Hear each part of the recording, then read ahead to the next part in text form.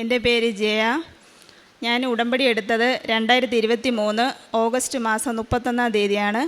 എന്നെ ഇവിടെ സാക്ഷിയായി ഉയർത്തിയ ഉണ്ണീശോയ്ക്കും മാതാവിനും 1000 നന്ദി അർപ്പിച്ചുകൊണ്ട് എൻ്റെ എളിയ സാക്ഷ്യത്തിലേക്ക് കടക്കട്ടെ.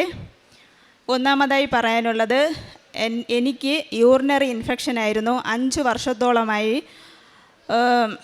ചൊറിച്ചിൽ, സഹിക്കാൻ പറ്റാത്ത ചൊറിച്ചിലായിരുന്നു. ഗൈനക്കോളജിനെ കണ്ടു, ആയുർവേദം കണ്ടു, എല്ലാം ചെയ്തു. മരുന്ന് കഴിക്കും, തൽക്കാലം ആശ്വാസം കിട്ടും, പിന്നും പഴയ അവസ്ഥ തന്നെയാണ്. അങ്ങനെ ഞാൻ ഉടമ്പടി എടുത്തതിൻ്റെ ഫലമായിട്ട് നേർച്ച വസ്തു എണ്ണ, ബ്ലെസ്ഡ് ഓയിൽ പുരട്ടിയതിൻ്റെ ഫലമായിട്ട് എനിക്ക് പൂർണ്ണ സൗഖ്യം ലഭിച്ചു. അതുപോലെ രണ്ടാമതായിട്ട് എൻ്റെ ഭർത്താവ് സന്തോഷ് കുമാർ 2 വർഷത്തോളമായി ഹാർട്ടിന് ചെറിയൊരു വേരിയേഷൻ ഉണ്ടായിരുന്നു. അപ്പോൾ ഞങ്ങൾക്കിവിടെ ഉടമ്പടി എടുക്കാൻ വേണ്ടിയിട്ട് ഒരു ലീവ് ഓഫീസിൽ ചോദിച്ചപ്പോൾ കൊടുത്തില്ല. അതുകൊണ്ട് ജസ്റ്റ് ഒന്ന് ഒരു ECG എടുത്ത് നോക്കാമെന്ന് പറഞ്ഞ് പോയതാണ്. പോയപ്പോഴത്തേക്കും ഹാർട്ട് ഭയങ്കര വേരിയേഷനായിട്ട് ഹസ്ബൻഡിനോട് അഡ്മിറ്റ് ആവാൻ പറഞ്ഞു. ഞാൻ പറഞ്ഞു അഡ്മിറ്റ് പേപ്പറെല്ലാം ഡോക്ടർ കൊടുത്തു. അഡ്മിറ്റ് ആവണ്ട, നമുക്ക് നേരെ കൃപാസനത്തിലോട്ട് പോകാം, അമ്മയെ ഒന്ന് കാണിച്ച ശേഷം നമുക്ക് ബാക്കി തീരുമാനങ്ങൾ എടുക്കാം, മരുന്ന് കഴിക്കണമെങ്കിൽ മരുന്ന് കഴിക്കാതെ അമ്മ തീരുമാനിക്കട്ടെ എന്ന് പറഞ്ഞ് ഞാൻ ഇവിടെ വന്നു. ആ ECG റിപ്പോർട്ട് അമ്മയെ സമർപ്പിച്ചിട്ട് ഞാൻ പറഞ്ഞു, അമ്മ ഈ വിഷയം ഏറ്റെടുക്കണമെന്ന് മാത്രം ഞാൻ പറഞ്ഞിട്ട് ഞാൻ ഇവിടെ നിന്ന് പ്രാർത്ഥിച്ചിട്ട് പോയി. പിറ്റേ ദിവസം പോയി എക്കോ എടുക്കാൻ പോയി. കാശ് രൂപം നെഞ്ചത്ത് വെച്ച് പ്രാർത്ഥിച്ചു, വിശുദ്ധ തൈലം പുരട്ടി എക്കോ എടുത്തപ്പോൾ ഒരു പ്രശ്നവുമില്ല, ഒരു മരുന്നിൻ്റെ ആവശ്യമില്ലാതെ പൂർണ്ണ സൗഖ്യം എൻ്റെ അമ്മ തന്നിരിക്കുകയാണ്.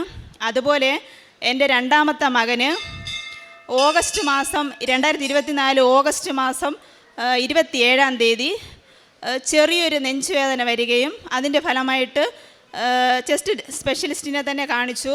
അപ്പോൾ ഡോക്ടർ മരുന്ന് തന്നു. അവൻ കഴിച്ചിട്ടും കുറവായില്ല. വീണ്ടും നെഞ്ചുവേദന എടുക്കും, ഓടിപ്പോയി കട്ടിൽ പോയി അവൻ കമിഴ്ന്ന് കിടക്കും. അപ്പോൾ ഇത് കാണുമ്പോൾ എനിക്ക് ഭയങ്കര ബുദ്ധിമുട്ടാണ്. ഞാൻ കാശുരൂപം വയ്ക്കുകയും പിന്നെ വിശുദ്ധ തൈലം പുരട്ടുകയും ചെയ്തു. എന്നിട്ട് വീണ്ടും നെഞ്ചുവേദന വന്നാൽ വീണ്ടും ഡോക്ടറെ പോയി കണ്ടപ്പോൾ ഡോക്ടർ പറഞ്ഞു, അങ്ങനെയെങ്കിൽ ഒരു കാര്യം ചെയ്യും, എൻ്റെ മരുന്നിൽ ക്ലിയർ ആവേണ്ടതാണ്, അങ്ങനെയെങ്കിൽ നിങ്ങൾ ഒരു കാര്യം ചെയ്തോ, SITക്ക് റെഫർ ചെയ്തു. ഞാൻ ആ പേപ്പർ കൊണ്ട് അമ്മയുടെ മുൻപിൽ വെച്ചിട്ട് ഞാൻ പറഞ്ഞു, അമ്മേ എൻ്റെ മോന് സൗഖ്യം കൊടുക്കണമേ എന്ന് പ്രാർത്ഥിച്ചു. അതിൻ്റെ ഫലമായിട്ട് അവനൊരു എക്സ്റേ എടുത്ത് നോക്കി. എക്സ്റേ എടുത്തപ്പോൾ വേറെ ഒരു പ്രശ്നവുമില്ല. 2 ദിവസത്തെ മരുന്ന് കഴിക്കേണ്ടി വന്നു. അതോടെ പൂർണ്ണ സൗഖ്യം ലഭിച്ചു. അതുപോലെ എൻ്റെ ഹസ്ബൻഡിൻ്റെ അമ്മയ്ക്ക് ഒരു കൈവേദനയെ തുടർന്ന് ഒരു ഇഞ്ചക്ഷൻ എടുത്തതിൻ്റെ ഫലമായിട്ട് പിറ്റേ ദിവസം ആയപ്പോഴത്തേക്കും പടം കാലും ഈ മുഖം എല്ലാം അങ്ങ് ഭയങ്കരത്തിൽ നീരായി. അപ്പോൾ അമ്മയ്ക്ക് ഒരു സങ്കടമായിപ്പോയി. അപ്പോൾ ഞാൻ ഹസ്ബൻഡ് ഇങ്ങനെ നോക്കി നിന്നിട്ട് അമ്മ അങ്ങ് ഒരു വല്ലാത്തൊരവസ്ഥയിലിരിക്കുകയാണ്. പെട്ടെന്ന് ഇങ്ങനെ നീര് കയറിയപ്പോഴത്തേക്ക് അപ്പോൾ ഞങ്ങൾ പെട്ടെന്ന് പോയിട്ട് ഈ വിശുദ്ധ തൈലം എടുത്ത് കുരിശ് വരച്ച് വിശ്വാസ പ്രമാണം പറഞ്ഞ് കാലിലും മുഖത്തും എല്ലാം അങ്ങ് പുരട്ടിയതിൻ്റെ ഫലമായി ഏകദേശം അങ്ങ് കുറഞ്ഞു. പിറ്റേ ദിവസമായപ്പം പൂർണ്ണമായിട്ടും കുറഞ്ഞു. ഇത്രയും അനുഗ്രഹങ്ങൾ നൽകിയ എൻ്റെ ഈശോയ്ക്കും അമ്മയ്ക്കും കോടാനുകോടി നന്ദി അർപ്പിക്കട്ടെ. അതുപോലെ പ്രേക്ഷിത പ്രവർത്തനങ്ങളായിട്ട് ഞാൻ പത്രം കൊണ്ടുപോയി ഓട്ടോ സ്റ്റാൻഡിൽ കൊടുക്കും, അത് ഗവൺമെൻറ് ഹോസ്പിറ്റലിൽ കൊടുക്കും. ഇനി എവിടെയെന്ന് വെച്ചാൽ പബ്ലിക് എവിടെയെന്നില്ല, അതിൻ്റെ മക്കളും കൂടെ വരാറുണ്ട്. അവർ ലീവിന് നിൽക്കേണ്ട ദിവസത്ത് അങ്ങനെ ചെയ്യാറുണ്ട്. പിന്നെ കാരുണ്യ പ്രവൃത്തികൾ എൻ്റെ ഏറ്റവും വലിയൊരു ആഗ്രഹമായിരുന്നു. 14 വർഷത്തെ ആഗ്രഹമായിരുന്നു എനിക്കൊന്ന് വൃദ്ധസദനത്തിൽ പോകണമെന്നുള്ളത്. എനിക്ക് ഇത്രയും വർഷമായിട്ട്, അതായത് 2023 ഓഗസ്റ്റ് 31 തീയതി ഞാൻ ഉടമ്പടി എടുക്കുന്നത്.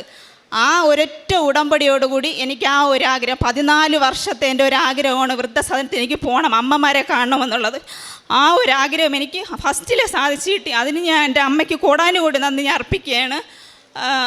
അതുപോലെ പിന്നെ ഞാനിവിടെ 2024 മാർച്ച് 10 തീയതി ഉടമ്പടി പുതുക്കാനായിട്ട് ഇവിടെ വന്നിരുന്നു. അപ്പോൾ എനിക്ക് പറ്റിയില്ല, നമ്മുടെ ബഹുമാനപ്പെട്ട മന്ത്രി വരുന്നതുകൊണ്ട് ഉച്ചവരെ ഇവിടെ ഉണ്ടായിരുന്നുള്ളൂ.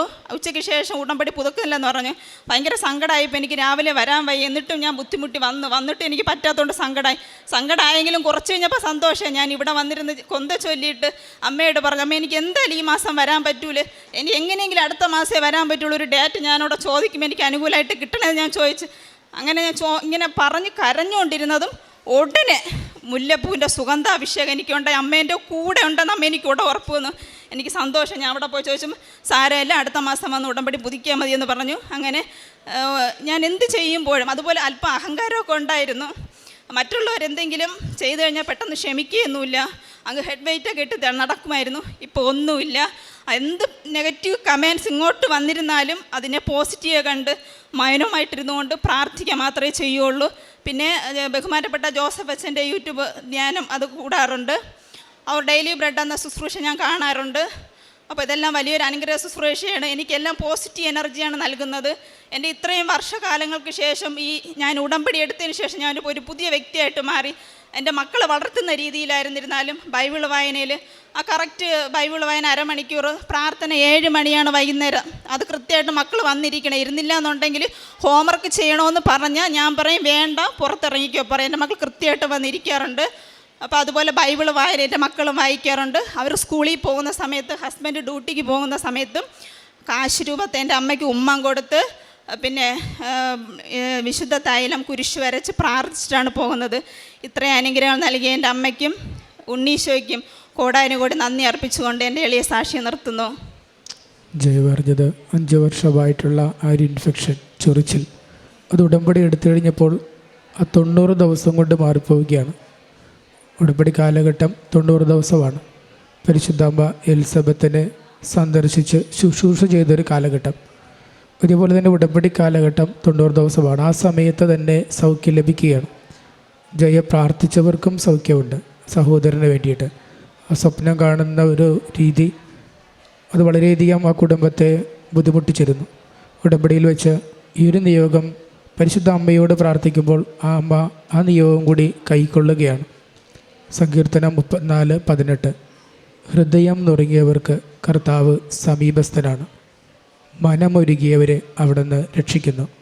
പരിശുദ്ധ അമ്മയിലൂടെ ദൈവം ചെറിയ അനുഗ്രഹങ്ങൾക്ക് കൈയടിച്ച് ദൈവത്തെ മഹത്വപ്പെടുത്താം. യേശുവേ നന്ദി, യേശുവേ സ്തോത്രം, യേശുവേ ആരാധന. അത്യപൂർവ ദൈവാനുഭവങ്ങൾ ഇനി നിങ്ങൾക്കും സ്വന്തം. ഈ യൂട്യൂബ് ചാനൽ ഇതുവരെ സബ്സ്ക്രൈബ് ചെയ്തിട്ടില്ലെങ്കിൽ ഇപ്പോൾ തന്നെ സബ്സ്ക്രൈബ് ചെയ്യുക. ഈ വീഡിയോ ഇപ്പോൾ തന്നെ നിങ്ങളുടെ സുഹൃത്തുക്കൾക്ക് ഷെയർ ചെയ്തുകൊണ്ട് കർത്താവിൻ്റെ പ്രേക്ഷിതരാകുക.